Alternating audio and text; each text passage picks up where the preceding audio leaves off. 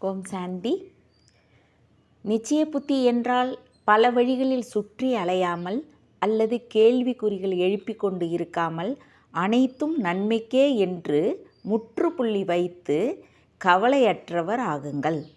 ஒரே ஒருவரின் பலம் மற்றும் நம்பிக்கை என்பதின் ஆதாரத்தில் வெற்றி பெறுவதற்கு உரியவர்கள் வரிசையில் முதலாவதாக வாருங்கள். இதன் மூலம் கவலையற்றவராக இருக்க முடியும்.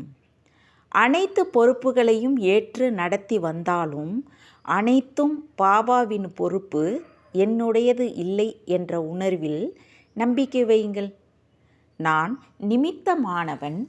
இந்த உணர்வின் மூலம் எந்தவிதமான பாரமும் புத்தியில் இல்லாமல் என்றும் நிலை குலையாதவராக எப்பொழுதும் முகம் மலர்ந்தவராக இருக்க முடியும். எந்த சூழ்நிலையிலும் உங்களிடம் தொடர்ந்து சக்தி வாய்ந்த எண்ணங்களே இருக்க வேண்டும். பாபா மங்களம் செய்பவர், அவர் என்னுடைய பாதுகாப்பாளர் என்ற நம்பிக்கை கண்டிப்பாக இருக்க வேண்டும். இதனால் நமக்கு எந்த விதமான நஷ்டமும் ஏற்படாது. இத்தகைய நம்பிக்கை இருக்கும் பொழுது எந்த விதமான வீணான எண்ணங்களோ சந்தேகங்களோ உங்களிடம் ஏற்படாது. கல்யாண்காரி தந்தையின் மீதும் தன் மீதும் நடத்தையின் மீதும் முழு நம்பிக்கை இருக்க வேண்டும்.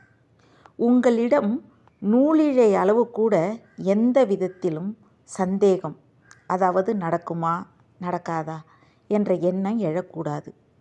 யாருக்கு புத்தியின் மீது முழு நம்பிக்கை உள்ளதோ அவர்களிடம் வெற்றி ஏற்கனவே அடைந்தாகிவிட்டோம் எனும் உற்சாகம் இருக்கும். எப்பொழுதும் வெற்றி என் பிறப்புரிமை எனும் போதையில் இருங்கள். அப்பொழுது உங்களால் கவலையற்ற ராஜாவாக இருக்க முடியும்.